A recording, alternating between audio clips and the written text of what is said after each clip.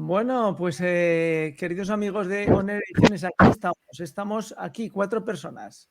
Uno que soy yo, el que dirige este pequeño meeting, Julia Llobet, Marisol Vargas e Irene López. Y bueno, pues vamos a intentar hoy explicarles por qué la gente joven estudia, para qué estudia, por qué hace másters, que se reúnen en torno, pues bueno, pues a unas propuestas educativas que aquí en LinkedIn ya saben que en muchas ocasiones estamos hablando sobre la educación, los jóvenes. Bueno, pues hoy hemos decidido en ONER Ediciones traerles a gente joven que habla de sus estudios y que plantea cómo y por qué estudiar. Así que estén atentos que vamos a ello.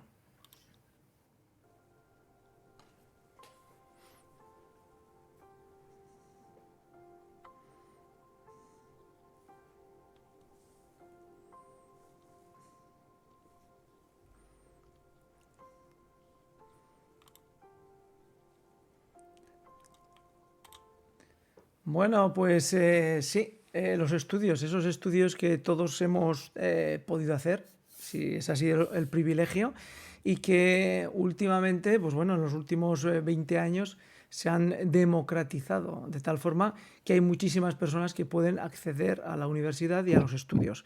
Y hoy traemos, pues bueno, pues un pequeño ejemplo de lo que supone la formación para este país y también, ¿por qué no?, para la humanidad, porque al fin y al cabo todos nos beneficiamos de los estudios que realizan las personas.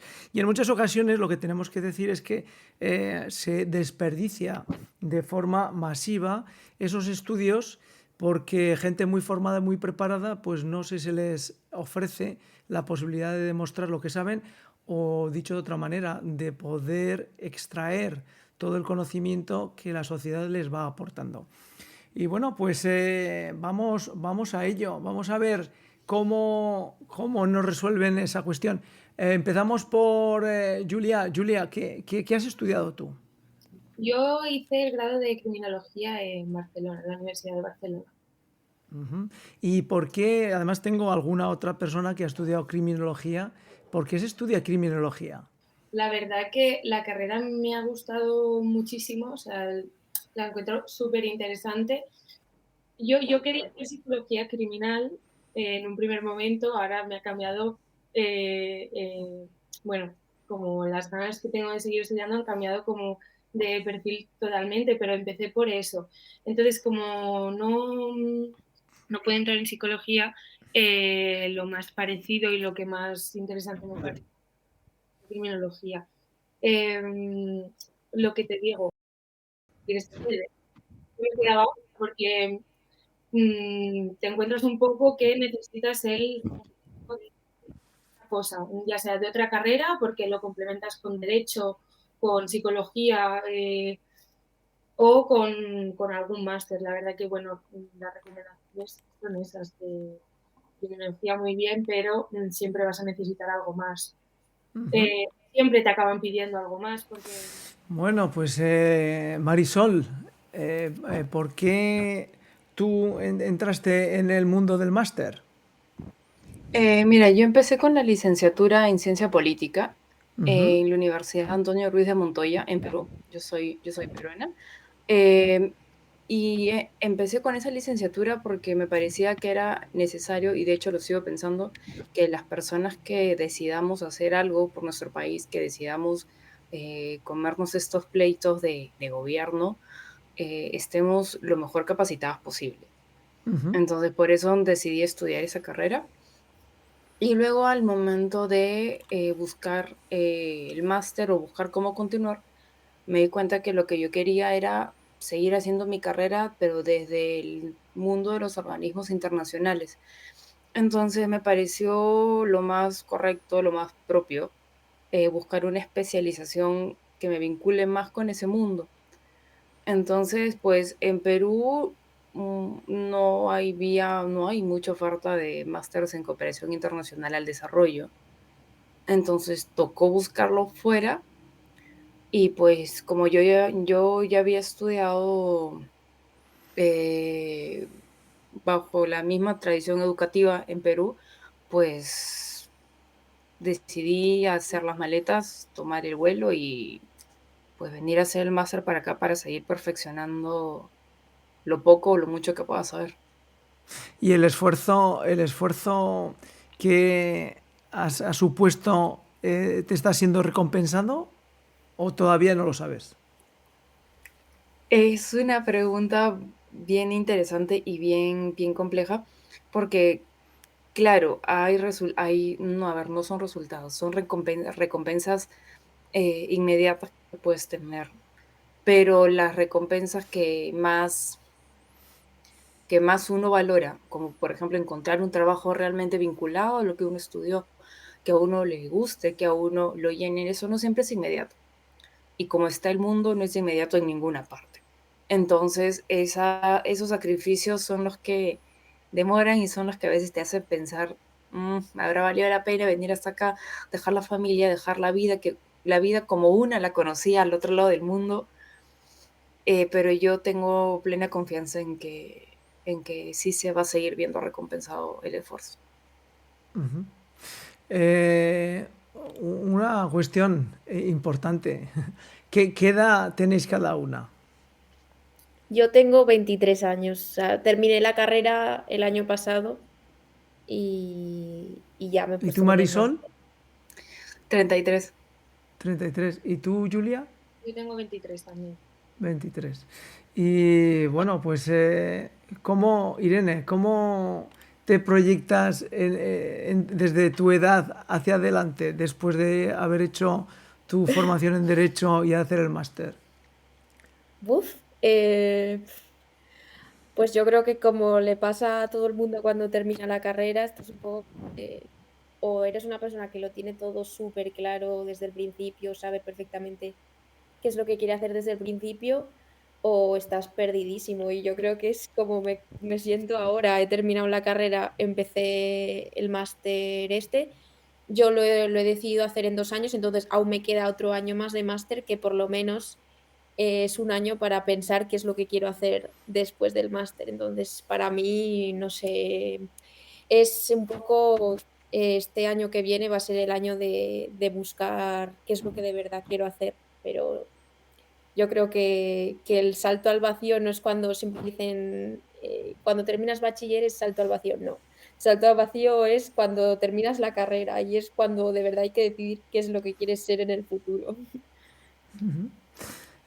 Vosotros habéis hecho un máster en desarrollo, en cooperación y desarrollo internacional. Eh, que os tengo que contar una anécdota. Cuando yo hice mi primera salida de España, que tendría, bueno, era un poco más mayor que, no, en la edad intermedia, ni entre Marisol ni entre Irene y Julia. Pues estuve en una universidad donde daban un máster de desarrollo internacional que entonces era para los pueblos del tercer mundo, ¿vale? Y bueno, pues allí encontré gente curiosa y muy interesante, ¿no? Vosotras, este máster de desarrollo, de cooperación y desarrollo, ¿cómo lo habéis enfocado desde vuestra perspectiva y aprovechamiento? Es decir, os han dado una formación que vosotros habéis escuchado y que la habéis utilizado. Pero cada una de vosotras, ¿cómo la habéis utilizado? Irene, vamos a empezar contigo. Pues yo, a ver, tenía muy claro, yo terminé la carrera el año pasado, lo que he dicho, y estudié derecho y estaba un poco harta del derecho, no harta porque me gusta mucho, pero quería como probar a estudiar algo diferente, como fuera del derecho, que tuviese algo que ver, pero que no fuera 100%. Y creo que es Ujú, desde el enfoque que ya empecé a tomar los estudios del máster. Y creo precisamente esto de la cooperación al desarrollo es tan amplio, todos los alumnos del máster venimos cada uno de una carrera diferente. Entonces, cada uno lo cogemos de una perspectiva totalmente diferente. Yo siempre lo he pensado, mi enfoque de los estudios era sobre todo en cuestión de derechos humanos, derecho internacional. Ese es el enfoque que yo le doy, por un poco aprovechar lo que he estado estudiando estos últimos años. Sí. ujú. Y Julia, ¿qué nos puedes decir? ¿Qué aprovechamiento crees tú que le estás obteniendo o le has obtenido o le vas a obtener? Pues al final yo escogí el máster porque yo quería trabajar con gente. Yo de las pocas cosas que tenía claras en ese momento es que quería trabajar con gente y para la gente. Y para aprovechar un poco el recorrido que yo tenía, pues yo pensaba, al final la delincuencia o cualquier ámbito de la criminalidad es un freno o un obstáculo para el desarrollo de cualquier país o de cualquier zona. Y yo empezaba el máster pues un poco queriendo tirar por ahí. Pero sí que es verdad que a medida que iba avanzando las asignaturas y demás, como que descubría a lo mejor ámbitos o salidas que no me había planteado, que no conocía, como pues seguir estudiando en cuestiones de género o cuestiones de migraciones me gustaría, la verdad. Entonces, un poco por ahí, el máster también me ha abierto muchísimo la mente para ver jolín, que hay un montón de cosas que no me había planteado y que la verdad que me gustaría y pues en eso estamos también planteándome un poco para ver, porque me gustaría seguir estudiando y seguir formándome, por lo tanto, pues seguir por algún ámbito de migraciones, género o algo así. Y la señorita Vargas, ¿qué nos dice? ¿Cuál es tu futuro con tus 33 años y tu desarrollo, pues casi 10 años más que tus compañeras? El tema de las diferencias, qué sé yo, las diferencias de edades que en verdad son súper subjetivas, eso es lo que, por eso, el tema de repente de que, claro, yo dejé antes una carrera a la mitad, entonces yo cuando me cambié de carrera y pasé a estudiar política, me di cuenta que, y ¿Qué, luego qué- qué empecé a hacer estudiaste antes de política? odontología. Odontología, muy bien. Es Sí, importante tener la dentadura sana. por supuesto que Sí, sí. sí, muy importante. Entonces, yo tuve la oportunidad de hacer unas prácticas del grado en un organismo de Naciones Unidas. Entonces, ahí fue que yo dije, me quiero quedar acá. Dije, me quiero quedar acá, yo quiero volver. Entonces, el resto de la universidad que me quedaba por hacer, pues lo hice con ese objetivo en mente. En algún momento hice un voluntariado en la frontera con Chile, Ujú. con el Servicio Jesuita al Migrante, que era trabajar con migrantes. Entonces ahí me fui dando cuenta de una realidad que para los que vivimos en Lima, para muchos de los que vivimos en Lima, no era una realidad conocida en lo absoluto. Entonces me di cuenta que por ahí habían cosas que seguir trabajando y que yo creía y creo que desde el sector público no siempre se van a poder hacer. Entonces ahí fui atando cabos, luego estuve trabajando en el sector público casi 2 años. Entonces me fui dando cuenta de que se reforzaba la idea que yo tenía antes, que siento que puedo aportar mucho más desde el sistema internacional, desde la cooperación, porque en la cooperación hay actores y hay maneras y fondos y recursos que el aparato público no tiene. Y como estas problemáticas, sobre todo la de las migraciones, se mueve tan rápido y se hace tan compleja tan rápido, mientras tienes el fenómeno por acá, tus capacidades pueden estar por acá. Entonces es necesario contar con apoyo de muchos actores, de cooperar precisamente para poder atacarlo o atajarlo lo mejor posible. Entonces, a donde yo quería llegar con este punto era que sí, de acá a 10, 20 años, yo sí me veo en organismos internacionales y en el sector académico. Ujú. Bueno, pues una cuestión importante. Eh, Vosotras habéis elaborado como proyecto de máster un trabajo en torno a la migración o a las inmigraciones, que antes eran emigrantes, inmigrantes y ahora lo hemos reducido a migrantes. Cada día estamos más concentrados, quitamos los prefijos y eliminamos y dejamos y condensamos. Vamos a ver, ¿por qué se os ocurrió esto, Irene? A ver, pues esto era para una asignatura sobre comunicación e incidencia y como proyecto final de esa asignatura teníamos que elaborar cada grupo, que nosotras, el grupo somos 4, pero Lena, nuestra otra compañera, no se ha podido conectar hoy.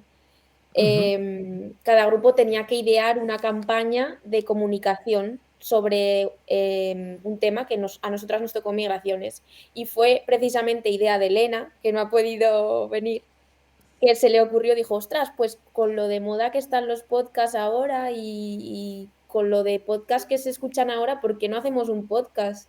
Y así surgió y dijimos, ostras, pues es muy buena idea. Y sí, y poco a poco, pues claro, el proyecto está, las semillitas eso, luego tú vas pensando más cosas, le añades, pues podríamos invitar a entrevistar a este, al otro, no sé qué, y al final surgió un proyecto chulo, sí.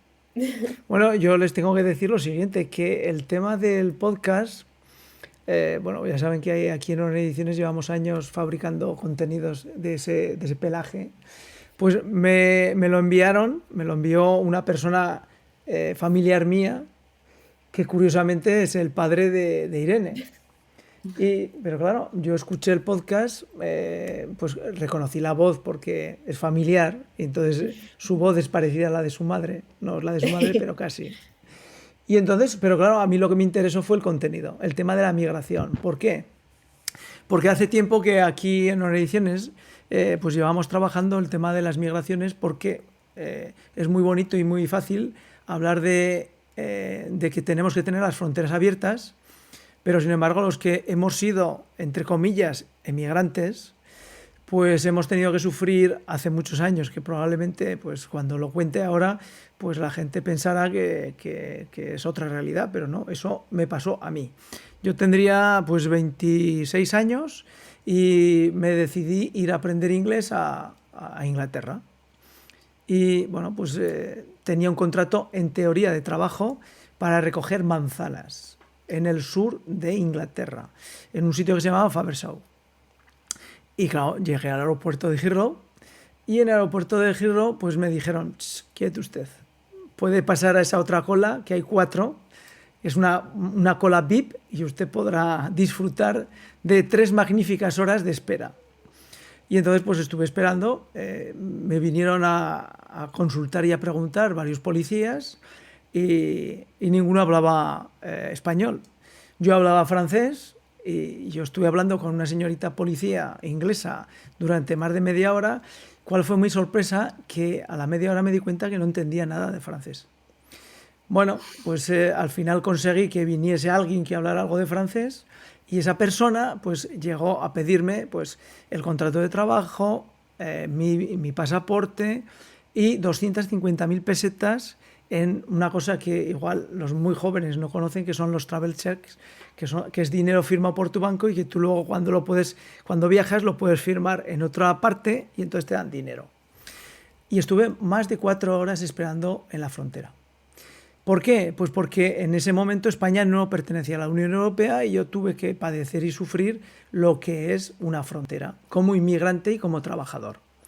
Claro, eso cuando conoces después de mucho tiempo a gente de distintos países, canadienses, americanos, australianos, yo siempre me he movido por el mundo anglosajón, pues te das cuenta que las políticas migratorias son muy estrictas. He podido comprobar además por historias dentro de Irlanda lo duro que ha sido para la inmigración irlandesa ir a Estados Unidos y lo difícil que era conseguir pasar la frontera, la isla de Ellis, y conseguir por fin llegar hasta la Estatua de la Libertad o escapar de la Estatua de la Libertad. Entonces, claro, cuando me llegó el podcast de estas 3 mujeres hablando sobre la inmigración, dije, por fin vamos a poder hablar en Honor Ediciones sobre el mundo de la inmigración. Y bueno, pues ya que estamos aquí, me gustaría que vosotras desde vuestra perspectiva, que además es muy variada, es decir, desde la criminología, desde el tema más político y desde el tema de derecho, ¿cómo veis vosotras el tema de la inmigración? Marisol, venga, la de arriba, o la de aquí, la de allí. A ver, yo creo que las 2 ideas claves que tenemos que tener acá tatuadas en la frente es que migrar es un derecho, que es perfectamente normal, que se da desde que los hombres de las cavernas se les acababan los animales que cazaban y tenían que ir a otro lado, hasta nuestra generación. Es perfectamente normal que la gente migre. Ahora, hay diferentes causas y causas que son más entendibles que otras, por supuesto, que es un derecho humano, que ningún ser humano es ilegal, sea la condición migratoria en la que esté. Y que en muchos países el estar de irregular, porque ya no se puede usar el término ilegal, no es un delito, sino que es una infracción administrativa y esa es una gran diferencia. Entonces, yo creo que nos olvidamos muchas veces, y esto lo he comentado con otro grupo de compañeros también, que no hay ninguna sociedad en el mundo, ya para llevarlo a lo más político, no hay ningún estado en este mundo que se haya podido construir sin migraciones. Entonces no tiene a ver, hasta cierto punto hay teorías que sí defienden que los estados te digan, tú si entras, tú no te ves bien, a ti no te creo, bueno, pasa.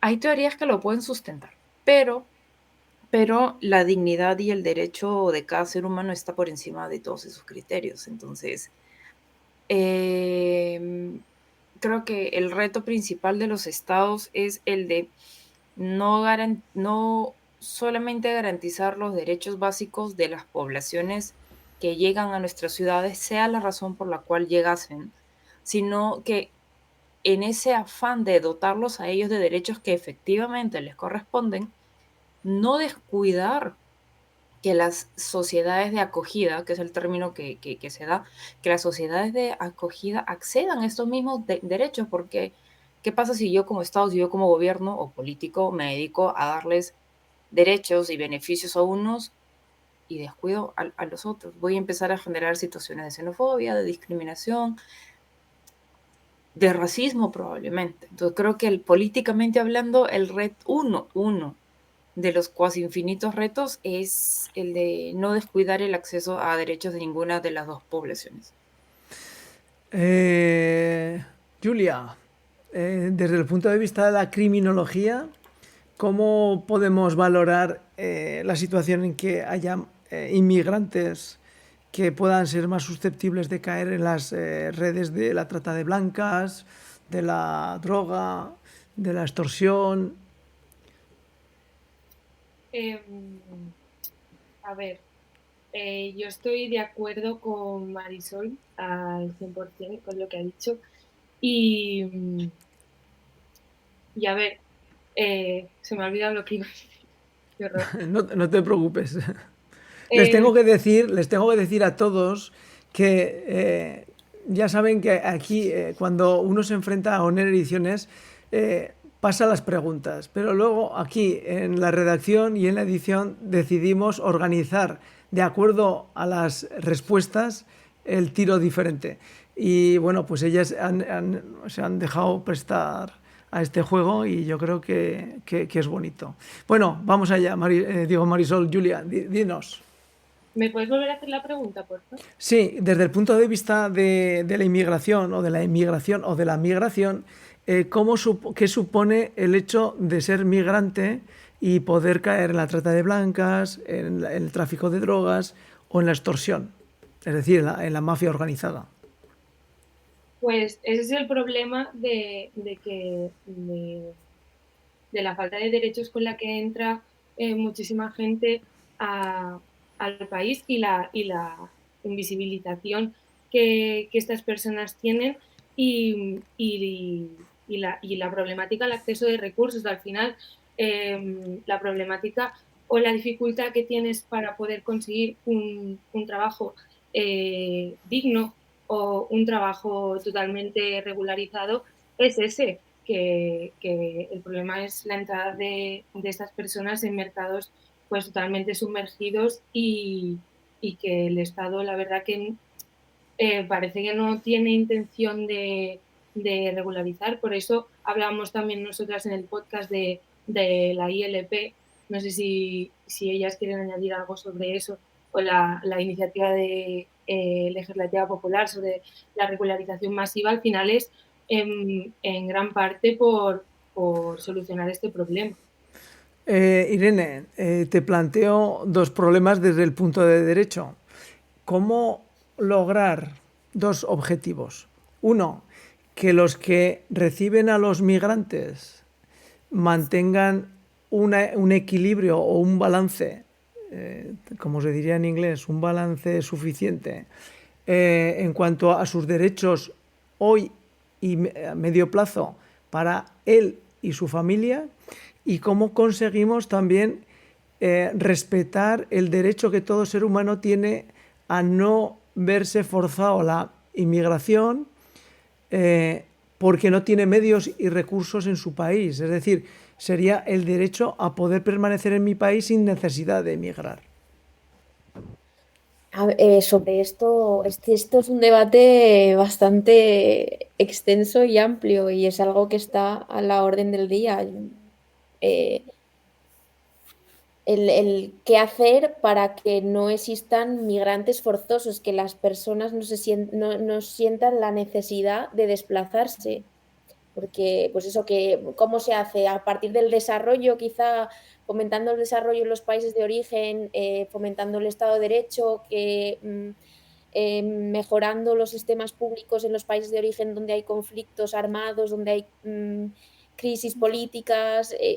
Eso se dice también, que a lo mejor fomentando el desarrollo, pero es que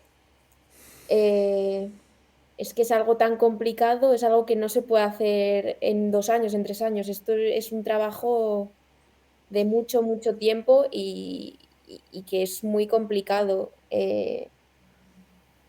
No sé, la verdad, a ver, ¿Y yo cómo, siendo sincera, y cómo podemos garantizar que las personas que viven en el país de acogida y donde se puedan mantener un balance equilibrado en los derechos futuros y a medio plazo con respecto a la población migrante que llega? a ver, yo creo que, como decía Marisol, todo el mundo tiene derecho a migrar. Al final es cuestión de los estados, incluso de las sociedades de acogida de las personas, de intentar que haya valga la redundancia, una acogida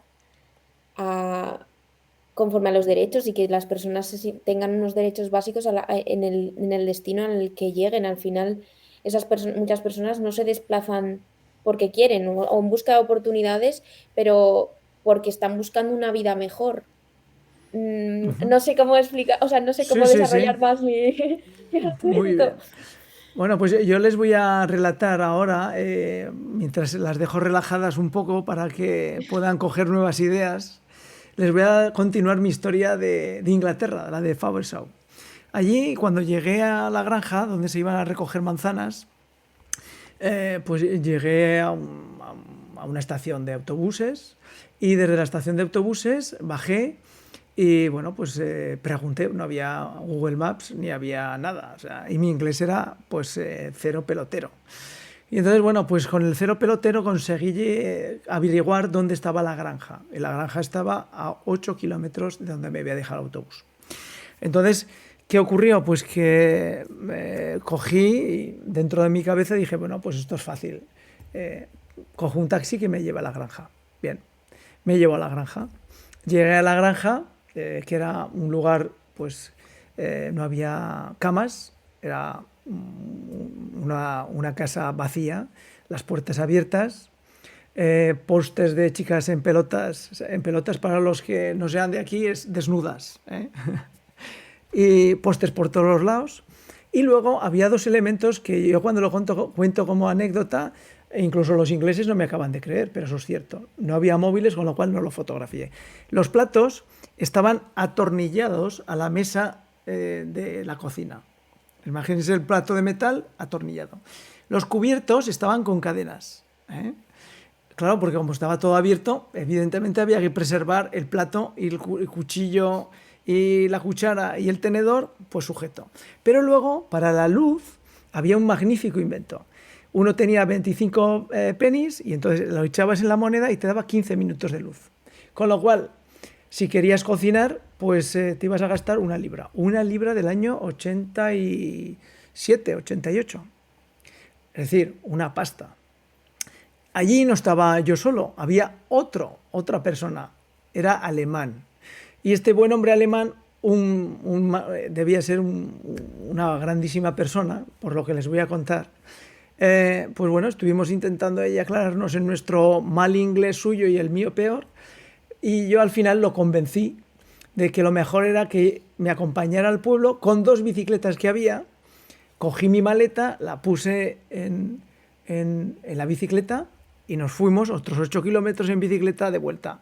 Cuando llegamos en la estación de nuevo de autobuses, que era donde estaba cerca el hotel, yo le dije al alemán, yo creo, no me acuerdo cómo se llamaba, y allí tengo que demostrar que ustedes cuando se acerquen a mí nunca confíen en mí, porque probablemente les voy a engañar. Le convencí de que se quedara con mi bicicleta, que me dejara en el hotel y que él se volviera 8 kilómetros con 2 bicicletas otra vez a la casita, porque él se iba a quedar. Yo no me quedé, porque no tenía en mi cabeza, nunca había tenido la esperanza de vivir en una casa sin puertas, sin camas y con cuchillos y tenedores sujetos por una cadena. Esa es mi experiencia, la más dura de la inmigración. ¿Y qué quiero decir con esto? Pues que él era alemán y yo era español. Quiero decir, ni él era de Gabón ni yo era de Argentina. Es decir, éramos europeos.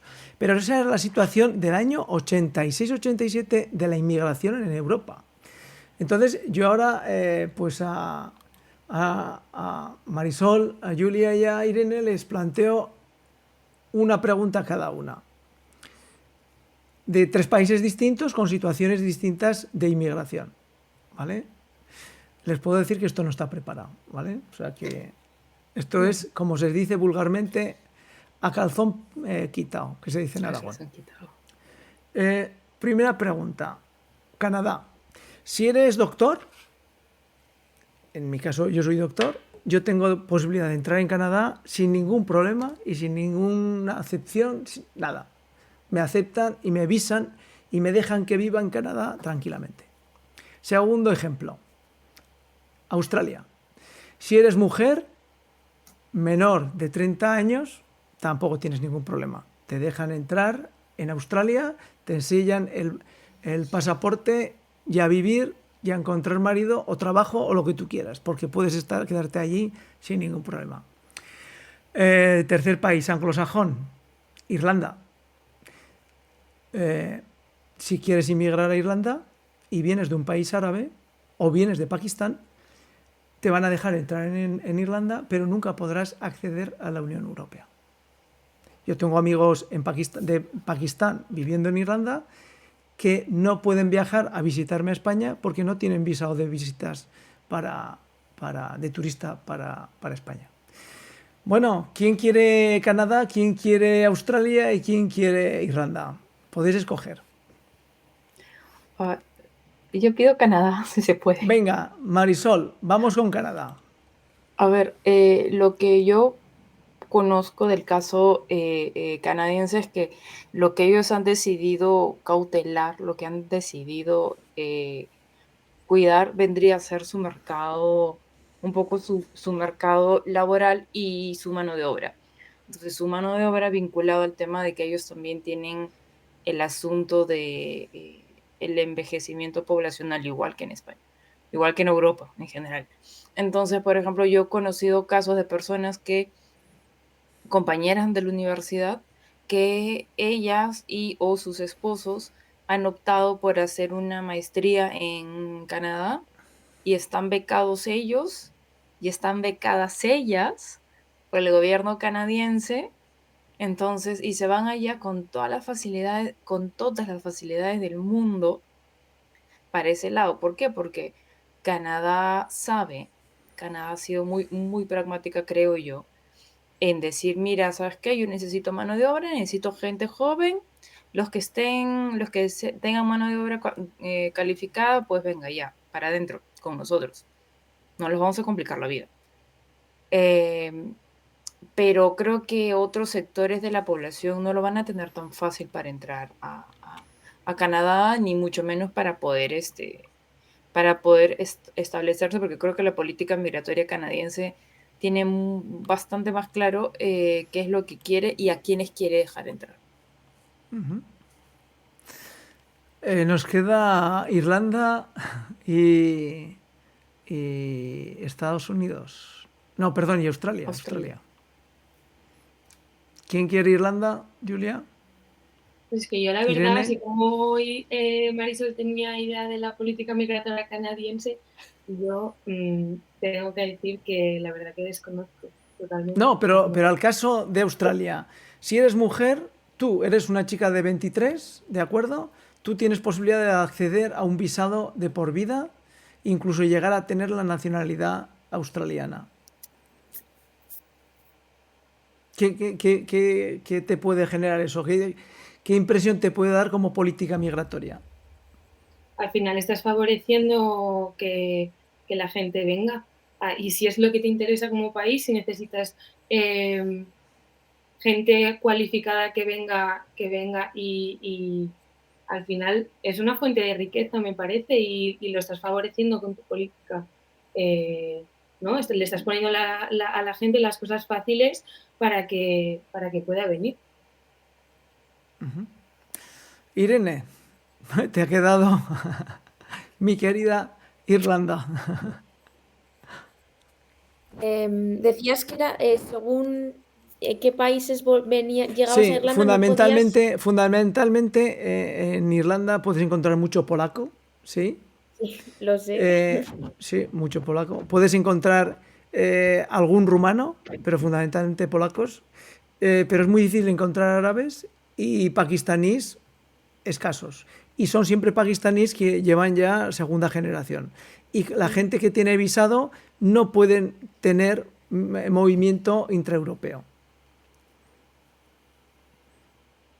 A ver, esto es mi opinión, no sé. Sí, pero sí, me claro, os parece- estoy me pidiendo vuestra parece- opinión. Como gente, pues bueno, desde el punto de vista de derecho, desde el punto de vista de vuestro máster y como personas humanas que sois, ¿no?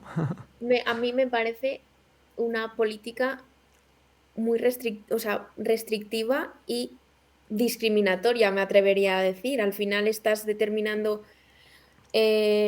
solo por el pasaporte que tiene una persona que no puede viajar alrededor de Europa o no puede tener esa... Si ellos no son europeos, o sea, lo sé, y cuando viene una persona no europea a España también necesita un visado de cualquier tipo para poder venir de forma regular.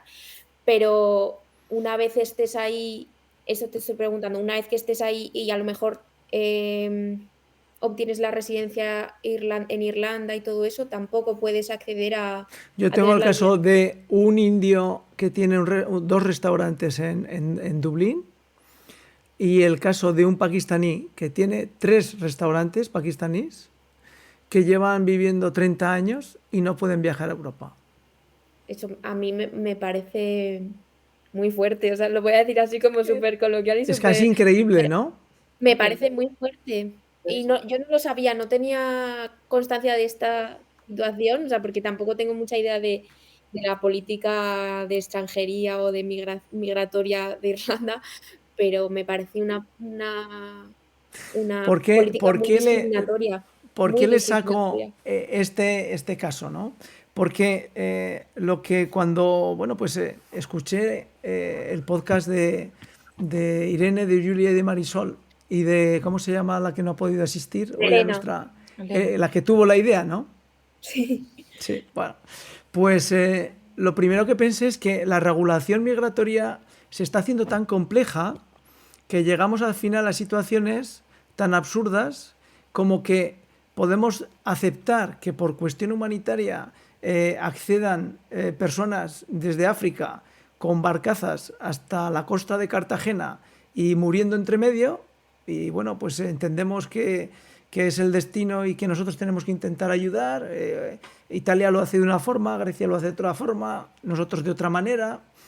Pero sin embargo, personas que llevan años viviendo en Irlanda no pueden venir a viajar a su pobre amigo Eliseo a verlo. ¿Por qué? Porque no tienen visado. Es algo que impresiona. Pero si además les cuento que cuando ellos inmigraban a Estados Unidos y llegaban en los barcos, que fundamentalmente había 2 rutas y una llegaba a Boston, en Boston, evidentemente ahí les recomendaría muchas películas que pueden ver sobre la inmigración irlandesa en Estados Unidos, que todas son estupendas y verdad, pero hay una anécdota que cuando llegaban en Boston ponían unos letreros y ponían se busca personal para trabajar de estibador en el puerto, bla, bla, bla, bla, bla, bla. Y terminaba Y eso pueden ustedes buscar y lo encontrarán en internet. Yo lo leí en unos libros de inmigración. Pone abstenerse irlandeses. ¿Por qué? Pues porque ponía en el mismo texto, son borrachos, bebedores y buscaba pleitos o peleones. Claro, si ustedes ahora llegan y ponen ese mismo papel en una demanda de empleo, en un puerto donde llegan inmigrantes, y construyan ustedes el texto, porque yo ni me atrevo, porque igual me tachan de sabe Dios qué, pues sería terrible. O sea, tiene todo, homófobo, xenófobo, le puedo empezar a poner fobos por todos los lados.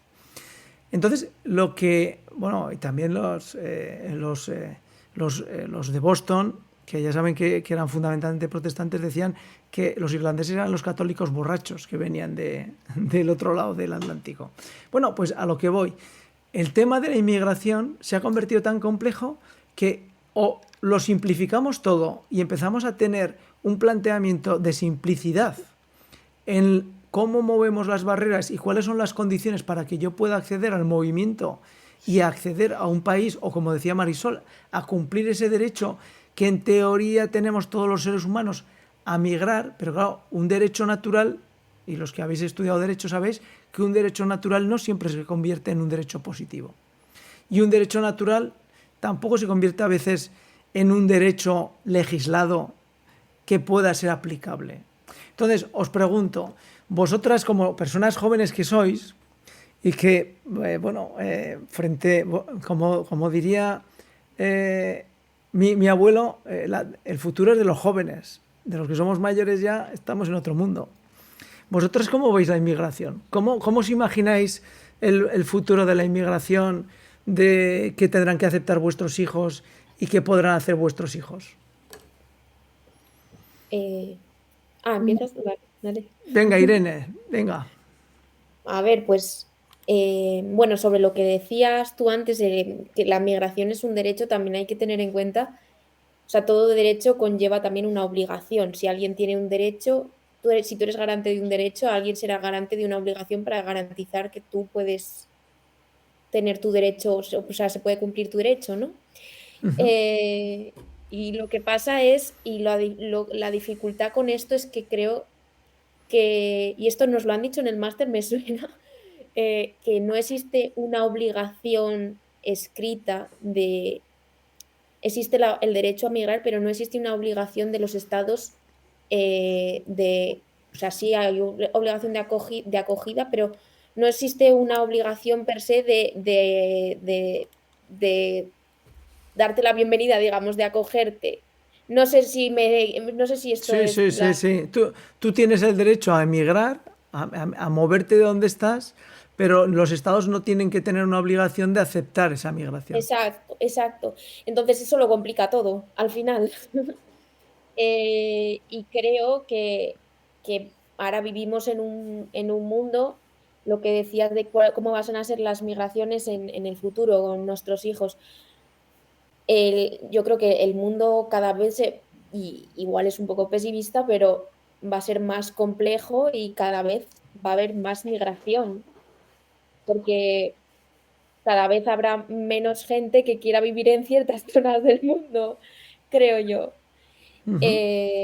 Entonces sí, es uno de los temas, yo creo, de actualidad más complejos, que más opiniones más extremas hay, y que menos acuerdo hay, menos cohesión, digamos, hay en las personas, porque es un tema muy, muy, muy complicado y creo que implica incluso muchos temas ideológicos, incluso culturales. Entonces, es un debate muy abierto y que yo veo que es muy complicado de gestionar. Muy bien, Marisol, te cuento otra anécdota. Yo en el año 94, con mi mujer decidimos irnos a Perú, ¿sí? Y nunca llegamos a cumplirlo porque, por desgracia, falleció el padre de mi mujer. Pero nos quedamos allí con las ganas de visitar Perú. Porque, en fin, y bueno, yo te puedo decir que conozco las tribus que casi nadie conoce de los mochicas y los chimus. En el norte, claro. Ahora, te ha costado saber mochicas y chimus de qué eran, ¿no? Has quedado allí sin saber. Digo, no los conoce. Esta chica es No, no, falsariamente no, sí. peruana. Sí, bueno, Sí. bueno, bueno. Bueno, bueno. Chimuy, Mochica, claro. Costa Sí, sí, Norte. eso es. Yo digo chimu y mochica. Yo con Ujú. 18 años me dedicaba a leer esas cosas sobre el Perú. Fíjate tú, qué interesante. Culturas muy, muy interesantes, ¿eh? Si ustedes tienen un rato de tiempo, léanlo porque van a aprender mucho. Bueno, no nos descentremos. Tema de la emigración, ¿cómo lo ves de futuro para ti y para tus hijos? Mira, yo creo que lo que le ha pasado un poco para centrarme en el caso peruano, es que en los últimos 35, casi 40 años, mejor dicho, entre el 85 y el 90, hay casi toda una generación de peruanos y peruanas que salieron del país y que no han vuelto. Ojo, no han vuelto.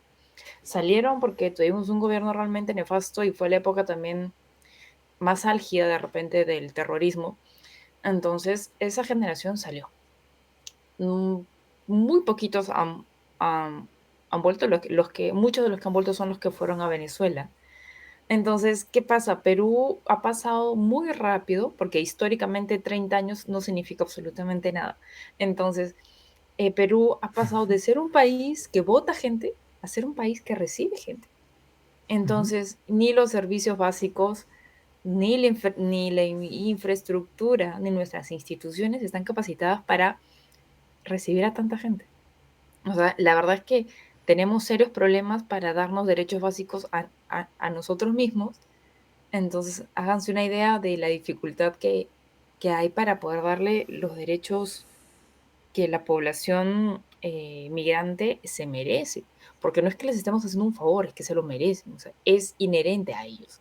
Entonces, yo lo que veo para mis hijos, o mejor dicho, lo que me gustaría ver para mis hijos es eh, si ellos deciden viajar, si deciden quedarse, que no tengan que estar angustiados porque les falta un papel, que no tengan que estar angustiadas mis hijas porque van a ser víctimas de trata de personas, que no tengan que pasarse 12 horas trabajando como jornaleros por un sueldo miserable y porque no están en planilla, es decir, porque no están en nómina.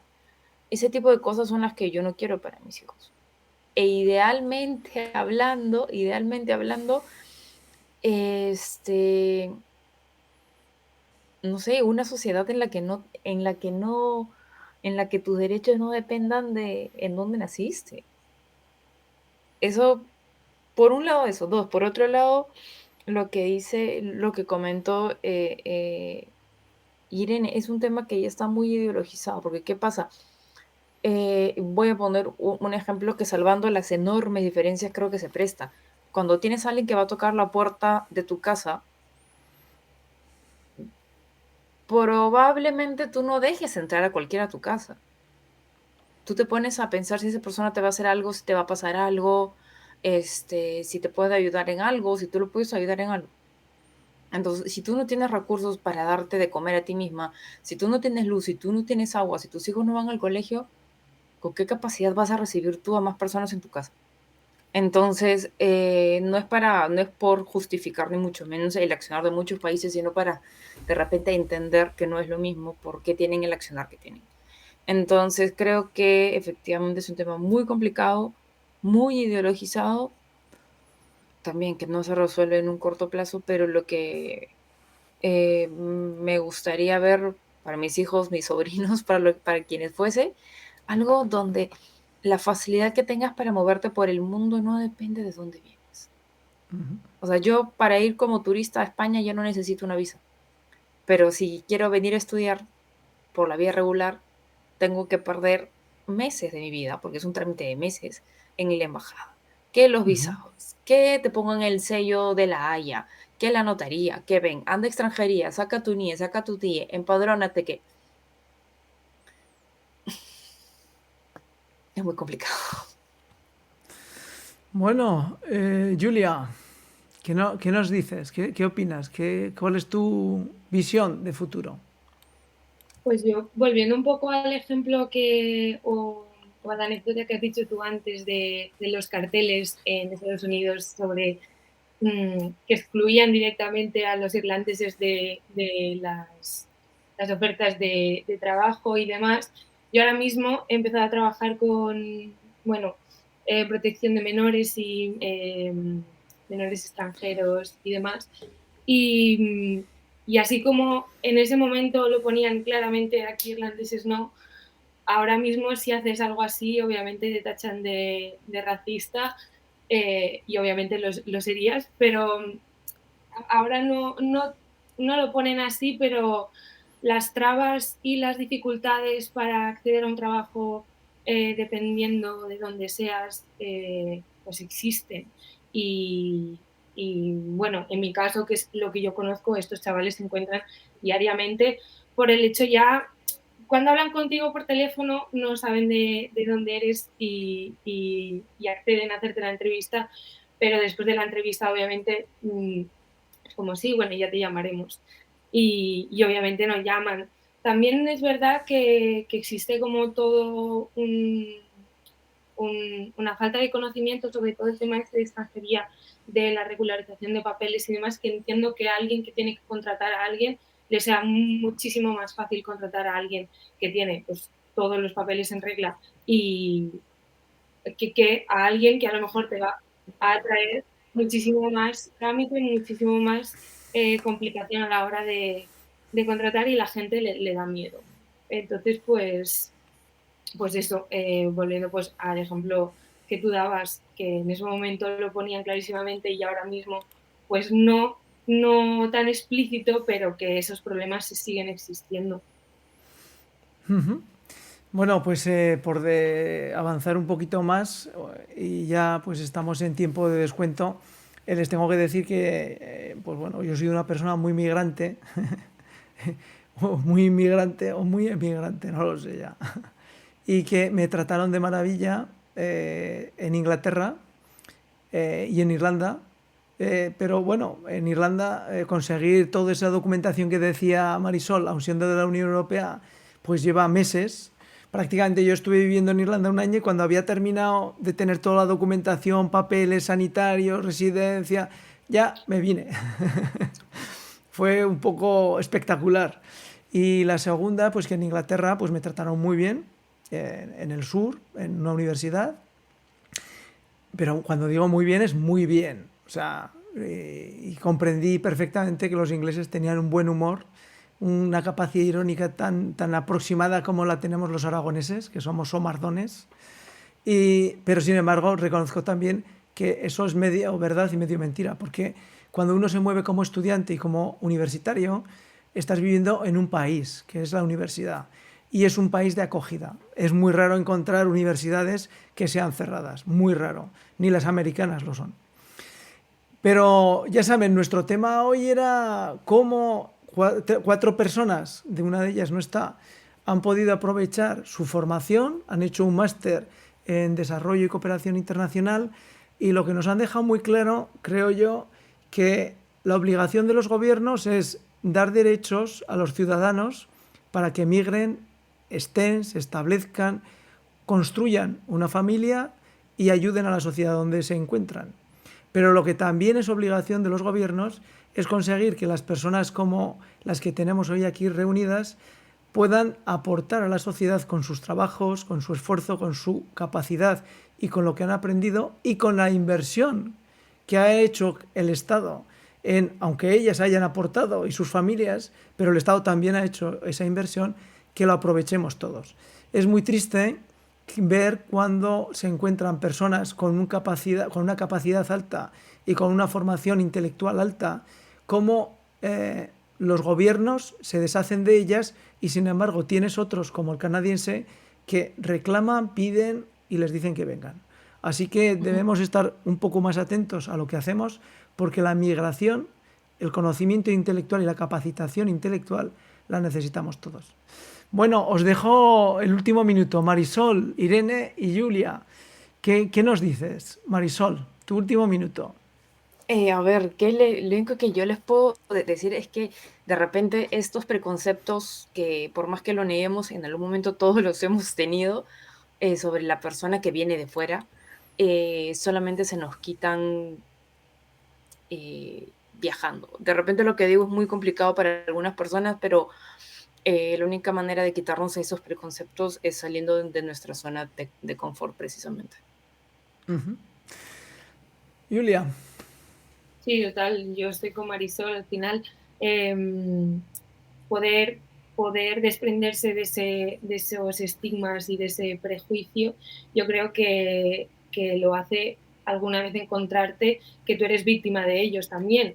Y al final, en este caso, pues quizá a la gente encontrarse en una situación parecida o que te traten a ti así, estar tú en ese lugar, pues a lo mejor ayudaría un poco a que esto dejara de ocurrir. Irene, Bueno, pues uniéndome a lo que han dicho Marisol y Julia, y una frase que decimos en el podcast es que todos somos migrantes. Todo el mundo, o muchas personas, muchas millones de personas, en su vida, en algún periodo de su vida, o durante toda su vida, aunque sea un año, a lo mejor vas a tener la necesidad de irte a trabajar fuera de tu país y ser un extranjero, un extraño en otro país y que otras personas te tengan que acoger. Al final, tenemos que tener esa perspectiva de que en un futuro puede ser tú el que tenga la necesidad de irte. Y es así como tenemos que recibir a la gente que viene y cómo tenemos la misión que tenemos que tener. Y eso, viajando es como se conoce, lo que decía Marisol. bueno, pues hasta aquí hemos llegado en este pequeño viaje con, bueno, pues con Marisol, con Julia, con Irene y que no me acuerdo, ¿cómo se llama la tercera en conflicto? Lena. Lena. Elena, que se han prestado y lo que sí está muy claro que el futuro es para conquistar, es para conseguir lo que ellas han solicitado en ese futuro para sus hijos. Y muchas gracias a las tres A por ti por la estar, por oportunidad. compartir y desde luego seguir remando porque os queda mucho trabajo por delante. O sea Muchas que gracias por os tengo que habernos decir que no os escuchado. vayáis porque si cortáis la emisión vosotras no se acabará de grabar, con lo cual despido, meto un vídeo, pero no os vais, ¿vale? Vale. Dale. Vale.